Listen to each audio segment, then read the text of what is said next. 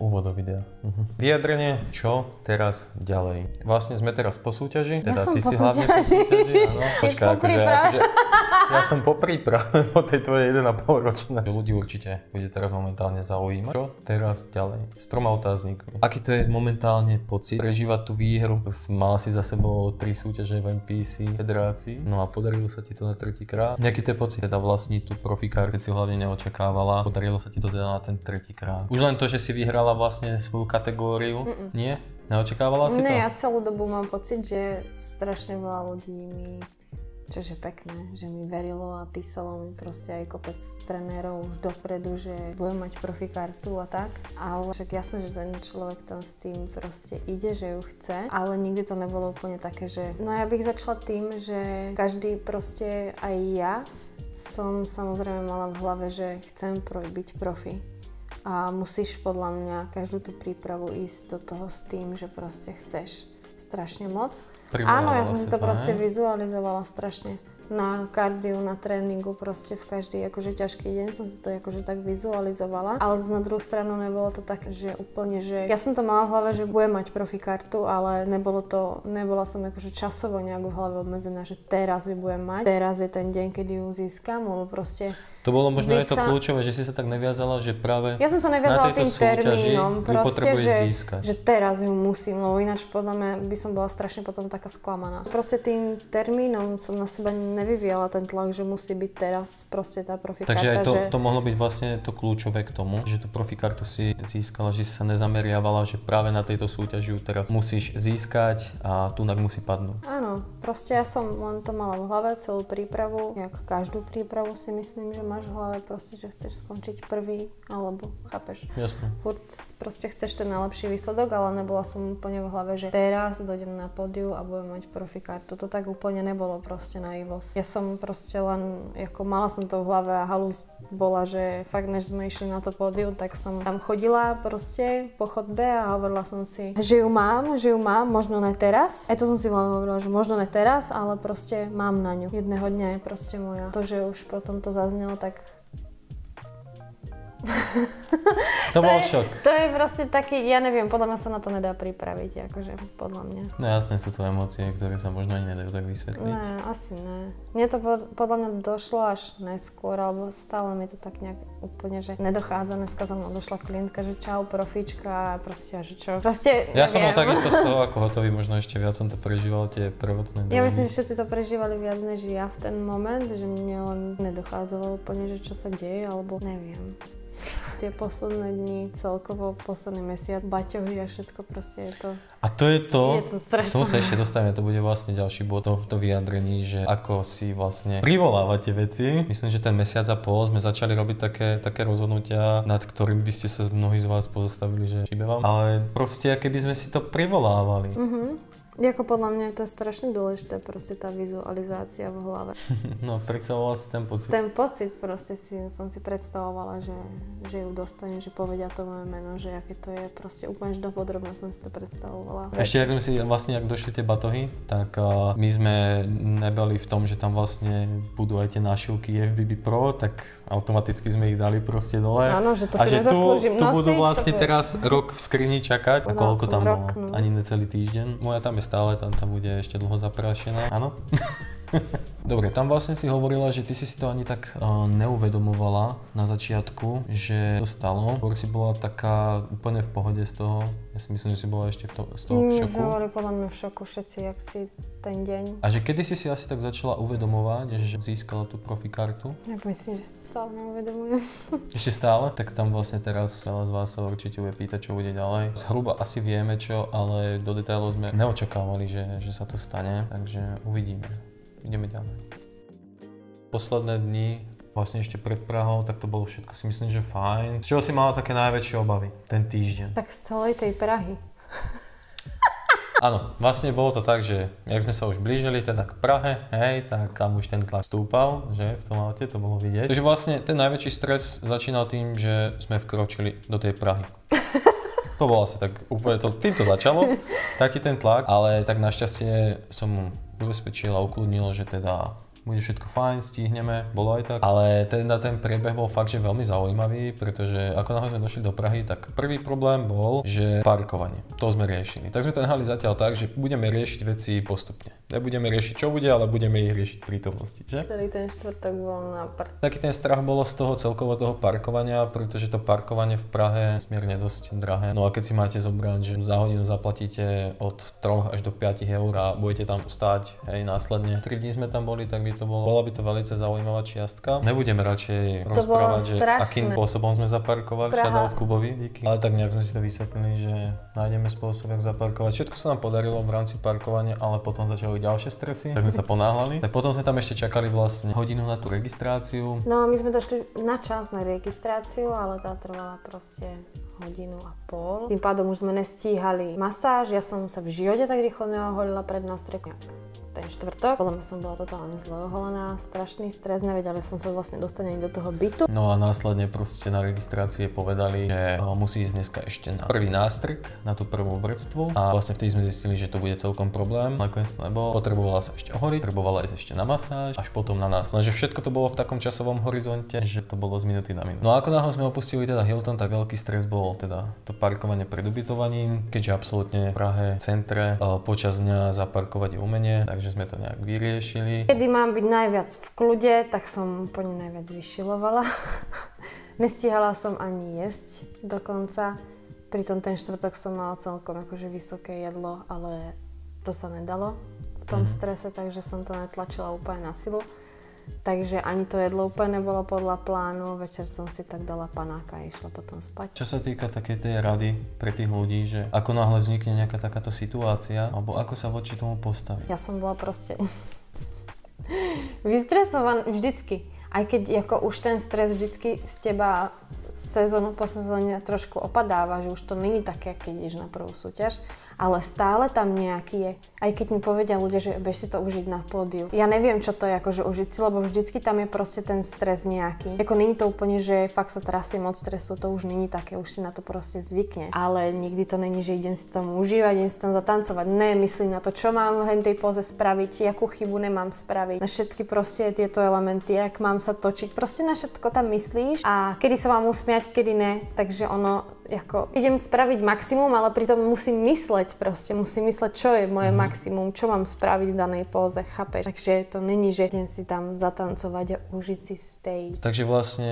nikdy to nepôjde podľa plánu, nikdy to nepôjde podľa predstav, takže treba s tým počítať určite, že tie časové komplikácie tam vždy budú. Ako náhle človek bude s týmito podmienkami teda počítať alebo s týmito udalosťmi, myslím, že ten stres sa dokáže aj dosť stlmiť. Nebudete prekvapení, hej, že vás neprekvapí nejaká situácia, ja som s týmto počítal, že tieto problémy tam môžu vzniknúť. Treba riešiť v momente, byť prítomný v tom momente. Teraz nemyslím na to, čo bude, proste spraviť to maximum teraz, čo sa dá, vyriešiť to, postupne sa posúvať z problému na ten problém. Ale vidíš, nič nešlo podľa plánu štvrtok ani piatok v podstate, že sme tam veci neplánovali, proste, že sme ich mali naplánované inak. Takisto, jak sme mali naplánované. Plánovala som, že budeme mať profikartu, neplánovala. Neplánovali sme nič z toho. Ako žili sme strašný stereotyp. Áno, ten primárny cieľ tam bol proste, že chce získať tú profikartu, ale nebolo to v pláne. A myslím si, že ani není dobre si to nejak fakt, že stanoviť, že teraz človek musí získať, alebo zbytočne na seba vyvinie tlak a keď sa niečo pokazí, tak to je prúser. Takže robiť všetko, nastaviť si nejaký systém, nejaký konzistentný proste systém, ktorý bude dodržiavať a robiť preto všetko. A ten stres tam bude vždy. Vždy tam bol, aj tam bude. Len sa ho treba naučiť zvládať. Takže čo všetko obnáša dosiahnutie takéhoto výsledku? Jakú Dán si to pýta, čo človek musí všetko obetovať, čoho sa musí vzdať? Skús niečo k tomu povedať. No začala by som tým, že všetci sa mňa pýtajú na to, jak som tak dlho mohla vydržať v príprave. Tých ľudí opýtať naspäť, že jak by nemohli. Dobre, bola si 1,5 roka v diete. Hej? Ľudia sa ťa stále pýtajú, že ako si to dokázala. Ako si udržala tú konzistenciu, povedzme aj tú motiváciu, ale hlavne tú disciplínu k tomu, aby si dosiahla túto cestu. Takže podľa mňa vnímaš to aj tak, že musí byť človek z časti aj magor. Okay, tak. Ale či musí byť posadnutý tým cieľom? Určite áno. Keby mám klasickú ako prípravu, tak jak normálne býva, že máš 12 týždňov, dajme tomu, alebo tak to je iné, ale tento rok proste, ja som s tým počítala ale dopredu. Už keď sme začali minulý rok, tak som počítala s tým, že OK, tam budú na začiatku roku súťaže a potom ku koncu a medzi tým sa proste musím nejako držať. Ano? Takže celý rok mám dietný, ale už som s tým počítala dopredu. Preto som strašne si proste už, samozrejme aj počas toho, ale aj predtým, než som do toho išla, proste vytvorila v hlave fakt silnú myšlienku. A viem, že som o tom keby nehovorila. A aká to bola myšlienka? Už teraz ju môžeš povedať, lebo už ten cieľ si dosiahla. Bola to tá profikarta? Aj určite z časti, ale proste celkovo to bolo, že jasné, myslela som na ňu proste stále, keď som to nikde nehovorila. Nehovorila som, že idem si pre profikartu, proste nikde som to nedávala, keď mi to takto ľudia stále akože hovorili, lebo kopec proste trénerov mi to napísalo, že mi veria na profikartu, už dopredu ma na to tak ako, že mi strašne ako pekne verili, to isté proste Pišta stále mi hovoril, že na ňu mám, že mám o ňu zabojovať a tak ja som hovorila, že jo. Ale ja som to nechcela dobre, hovoriť ale toto nahlas, boli vlastne proste, väčšinou určite. Čiže určite aj tí ľudia okolo teba, hej, obklopovať sa ľuďmi, ktorí majú podobné ciele, alebo teda hlavne podobné zmýšľanie. Áno. Radšej mám ľudí, alebo teda niekoho, kto ukazuje skôr výsledky, ako rozpráva o tom. A ona ten typ človeka ako je. Takže ja som proste to mala iba v hlavičke a žila som s tým každý deň, proste na kardiu všade. Takže, ale zase, keby som ju dajme tomu nezískala tento rok, tak určite s tou takou nejakou hľadovosťou pokračujem ďalej, ďalší rok. Takže podľa mňa je to taká tá vízia, ako čo som mala v hlave, že ma tak držala. Ja som si nedovolila proste fakt ako nejak skipnúť kardio, alebo dať si na vyššie jedlo, alebo neísť na tréning, lebo sa mi nechce. Proste nedovolila som si to tento rok. Tento rok bol akože crazy v tomto, že som fakt bola tým úplne posadnutá proste. Tou prípravou strašne. A mala si na seba nejaký nátlak? Vytvorila si na seba nejaký nátlak? Tlak je vždy, aj keď nechceš, podľa mňa aj z tých ľudí, čo si v príprave, tak to je taký dobrý aj zlý tlak. My sme síce boli strašne asociálni tento rok. Celý tento rok sme strašný stereotyp a mali sme aj strašný problém sme mali potom v Prahe. My sme si povedali vlastne, že tú sobotu si chceme užiť. Chceme si proste spraviť výlet, popozerať si tú Prahu, nezameriavať sa na čas, na nič, najesť sa, užiť si to jedlo, ale čo aj bolo na začiatku tak, aj sme si celkom užívali tú Prahu. Ale už takú koncu, už ste boli takí antisociáli, takže jedna časť tohto je tá daň aj tá, že nikde sme nechodili, celý rok neboli sme v reštaurácii. Ono kopec vecí sme skipli, ale ako mohli sme. Sme ani nechceli uniknúť tomu celému, alebo nie, jak to ani, mám povedať, ne, že by sme sa báli, lebo my sme ich chceli ísť napríklad. Chceli sme ísť aj do toho kina, aj sme chodili, jasne, že sme chodili, ale väčšinou to bolo tak, že ako by sme sa išli maximálne prejsť. A tam sme sa rozprávali aj tak o fitnesse a cieľoch, takže plánovali sme. Chceli sme ísť do kina, ale vždy tak dopadlo, že nakoniec nešli, lebo sme to brali ako stratu času. Človek môže spraviť viac produktívnych vecí za ten čas, ktorý straví v kine. Ja som už skôr taký workoholik. Držala ťa motivácia alebo disciplína. Strašne veľa mladých pracuje na báze motivácie. Že ten človek pracuje s tou motiváciou. No, taká je teraz hrozná doba, že aj toto celé proste, že sa mi toto podarilo, tak to kopec ľudí proste namotivuje na chvíľu. Lebo je strašný problém, že ľudia aj začnú, ale problém je ten, že čerpajú hlavne z motivácie. A čo by si k tomuto povedala, čo by si doporučila teda ľuďom, že keď chcú dosiahnuť nejaký výsledok, povedzme v časovom rozsahu 1 roka alebo 2 rokov, že sa chcú niekam posunúť. Ako si udržať ten drive počas toho obdobia? Určite prídu pády, príde stres a motivácia opadne, ale čo je kľúčové k tomu úspechu, aby si to ten človek dokázal udržať? Proste nespoliehať sa na tú motiváciu, jak som povedala, že teraz namotivujem ľudí proste na 2 mesiace a sami to vidíme u tých klientov, že po Olympii napríklad všetci chceli coaching, lebo boli proste strašne premotivovaní. Lenže dôležité si podľa mňa uvedomiť, že 99% času, napríklad tohto roka, je nuda, nebaví ťa to, nechce sa ti to proste a není to Instagram friendly. Nič z toho, čo robíme proste. Nič z toho, čo jem. Ten tréning, proste nič není akože krásne, úžasné. Proste 99% času sa ti nechce a robím to len preto, že som proste to naučená robiť. Jak napríklad s tým mojím ranným kardiom. Ja som s ním začala, keď sme došli teraz už fakt do tej prípravy, hodne tvrdej, ranné kardio každý deň. Či už to bol bike, či už som išla behať, alebo minimálne som proste krokovala, že idem do obchodu proste. A bola to vec, ktorá sa mi každé ráno nechcela. Jeden deň možno nájdem v týždni, že dobre, že sa teším von, lebo je vonku, ja neviem, proste pekne napríklad, že si poviem, že okej, strašne sa... Ale to je jeden deň zo 100 proste. Ale tým, že som začala proste, prešiel týždeň, každý deň som to robila proste. Áno. Prešiel druhý týždeň, už to bolo vždycky, nemôžem povedať, že ľahšie, ale bolo to, že okej, už som zvládla dni predtým, už som bola x krát, a už veľakrát som zažila ten pocit, že sa mi to nechcelo, ale prekusla som ho. Tým pádom si to zafixuješ do hlavy, že už takých dní, čo sa mi strašne nechcelo, už som to spravila. Tým pádom si to zafixuješ proste do hlavy a tým stále proste ideš v tom jednom kole a už je to potom, nechcem povedať, že ľahšie, ale už si naučený, že okej, zase je tu taký ten deň, kedy sa mi brutálne nechce, ale už tu ich bolo 100 predtým, takže to znova ako zvládnem. A čo mi ešte akoby pomáhalo v tej príprave, keď sa mi to zdalo, ja neviem, už dlhé proste, že ten rok proste neubiehal, alebo že boli proste také ťažšie obdobia, tak nepracovala som v hlave s tým, že ešte mám, ja neviem, 4 alebo 6 týždňov do súťaže. To som si v hlave nehovorila. Ja som žila len, že OK, už len dnešný deň napríklad. Alebo už len týždeň. Čím sa príprava blížila ku koncu, tým už proste som bola unavenejšia, proste klasicky. Už som nemohla. A keď som si v hlave predstavila, napríklad keď som mala 2 týždne do súťaže, už bola fakt kríza. A keď som si v hlave predstavila, že mám 2 týždne do súťaže, tak to proste pre mňa bolo úplne, že ne, že to nezvládnem. Ale keď som si v hlave povedala, že mám len dnešok, dnešný tréning, dnešné kardio a jeden deň proste zdáš, tak som to proste zvládla samozrejme. Že som pracovala, že OK, deň po dni. A už proste ku koncu prípravy už som možno len pracovala aj s horšími vecami. Že takže už chceš tým povedať, že žiť v momente, áno? Že áno, treba žiť v momente. Dňom. Spraviť ten deň proste tvoje 100% a proste nedívať sa úplne tak za taký ten horizont, že ešte tam to budem robiť 3 týždne ďalšie. Lebo to už, keď som fakt unavená a predstavím si, tak si poviem, že to nemám šancu proste v tom vydržať. Okay. Takže ak zhruba chceš, myslíš to teda tak, že žiť v tom danom momente, v tom gyme, v tom dni, už keď proste prídu tie kritické chvíle, tak si... Niekedy fakt to je, že v tej sérii. Takže v tej sérii, v tom opakovaní, áno, že ešte občas, ešte jedno. To horšie, čím som viac unavenejšia alebo proste vyčerpanejšia, tým viac proste ten deň si v hlave proste rozdeľujem. Že si poviem fakt len toto kardio, len týchto 20 minút tu zvládnem. 20 minút zvládnem proste, to akože dá každý. A musí s tým človek bojovať. Áno. Dobre, takto ešte k tomu. Na sociálnych sieťach koluje slovo disciplína.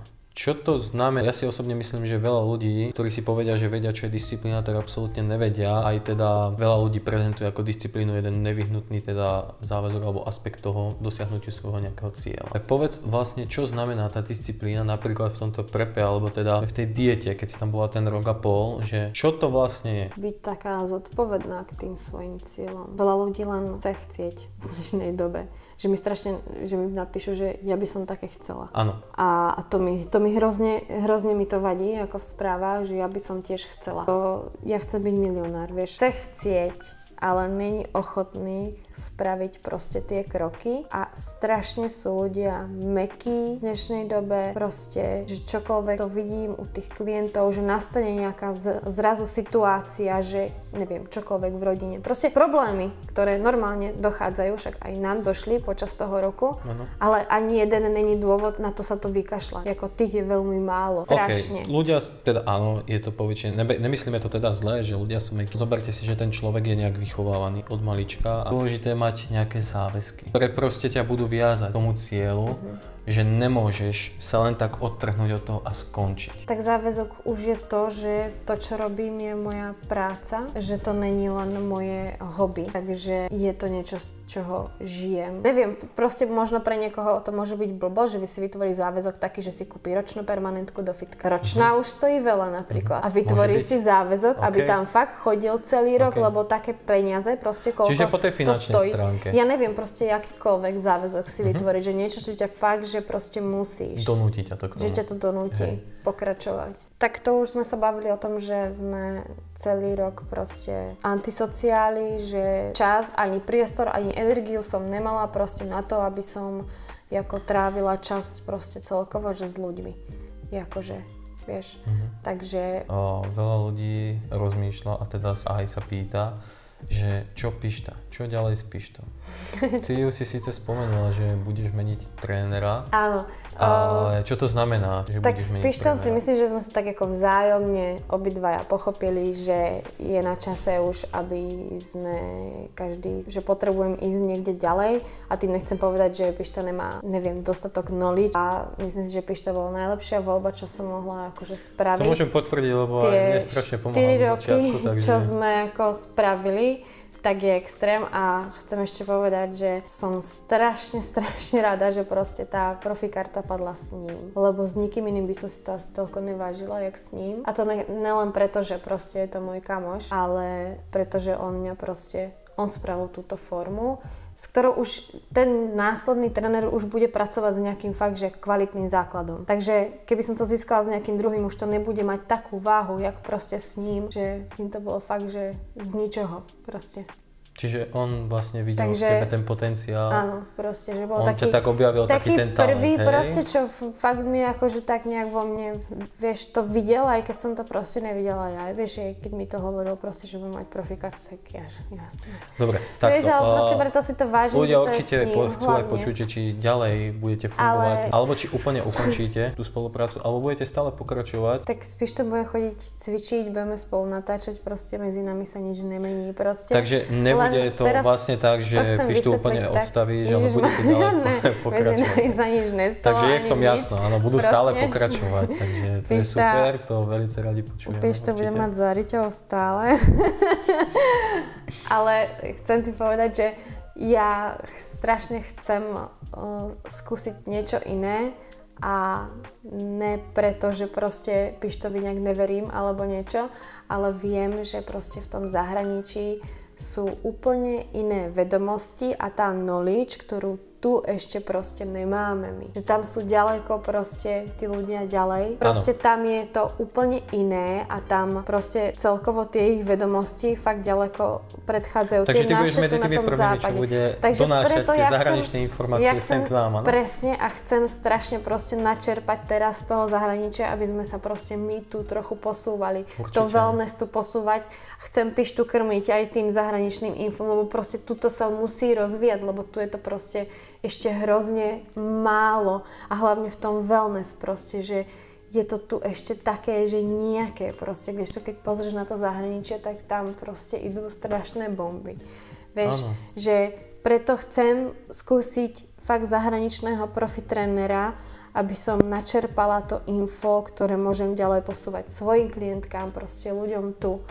Takže to strašne chcem. Preto... Takže vlastne máme tento ďalší rok vlastne plánujeme teda, že na 2-3 mesiace ako odídeme zo Slovenska a chceme teda cestovať potom zahraničí. Putovať!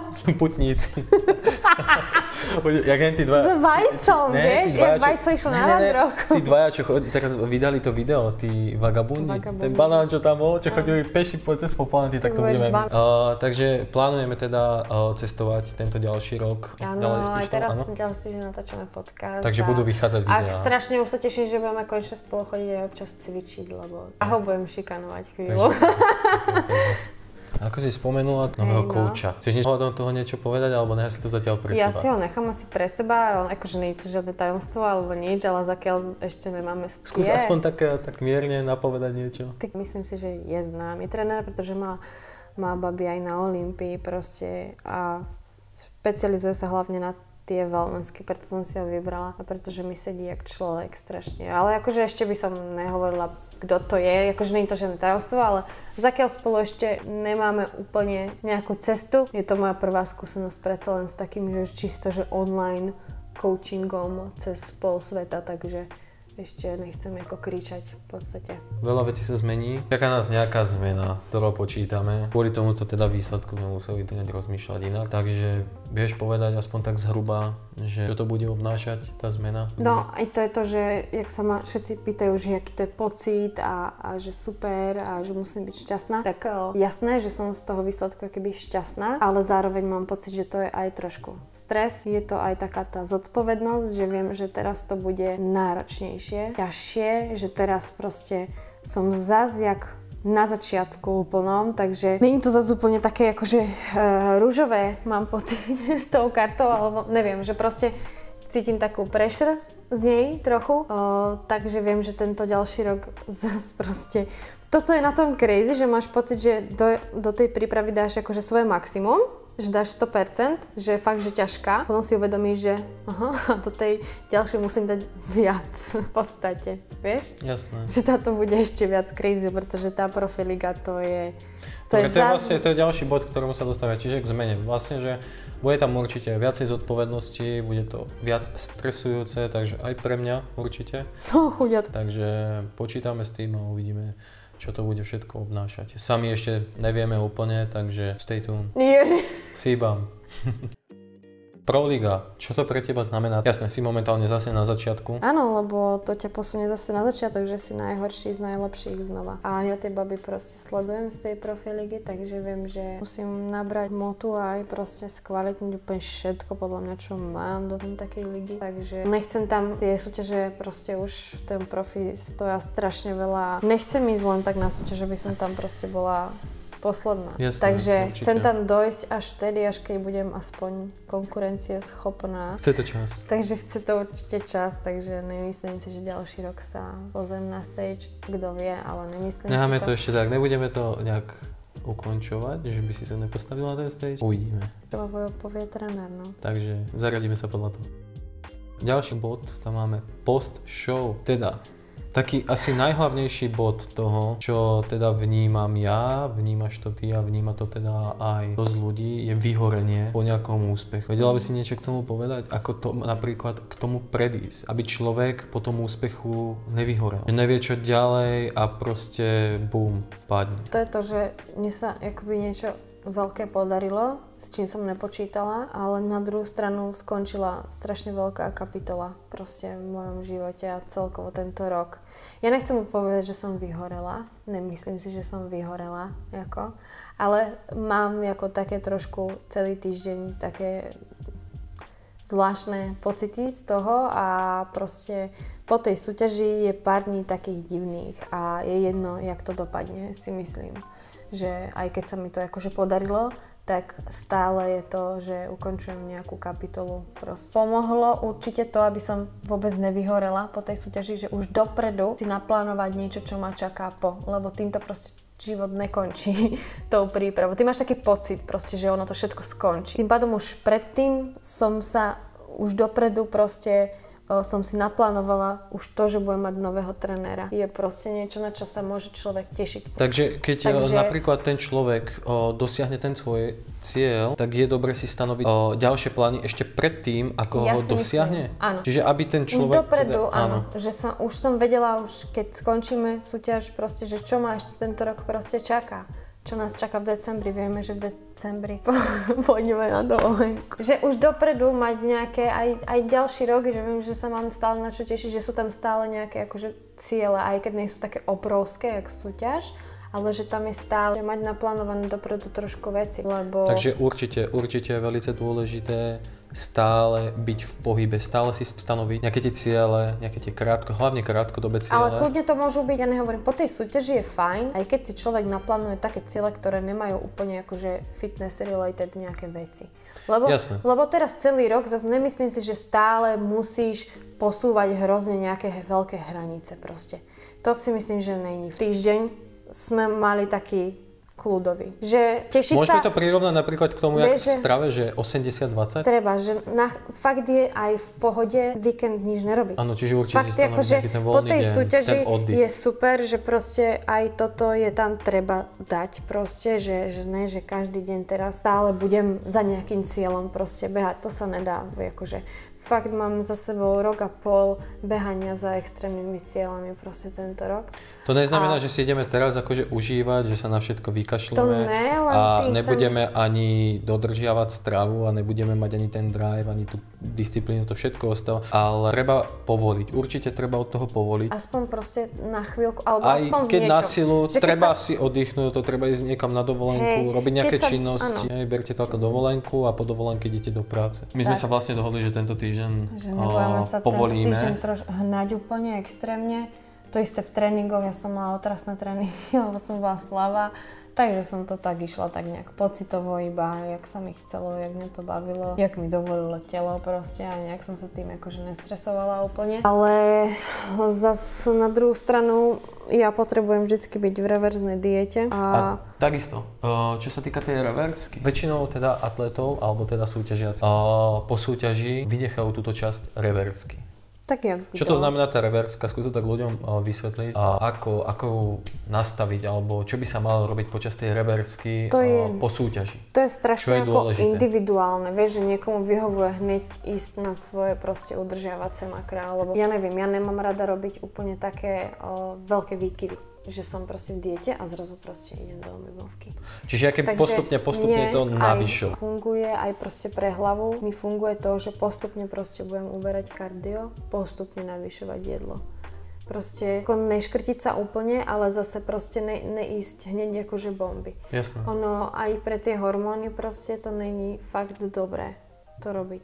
A mne to aj pre hlavu akože pomáha postupný akože návrat k nejakému takému udržovacému režimu a postupne to dávať dole. To isté proste, ty v tej príprave ideš fakt, že jak magor, vo všetkom, vieš, ideš kardio, toto, proste ideš, vieš, a potom zrazu akože to máš úplne všetko dať preč. Vieš, že to je zase ako ďalší taký extrém, mne to dojde, a že podľa mňa to nie je nejako úplne zdravé. Okay. Takže postupne, takže preto stále mám rané kardio. Jasné. A postupne to budeme akože dávať ako preč, aby som mohla naberať. OK, ďalej. Čo to znamená, že máš tú kartu? To znamená, že sa musím už odteraz chovať ako profesionál. Keď sa bavím o tom vyhoretí alebo o tomto, proste o tom pokračovaní alebo čomkoľvek, tak tá karta je proste pre mňa strašne veľká. Akože je to tvoja zodpovednosť, je to, áno.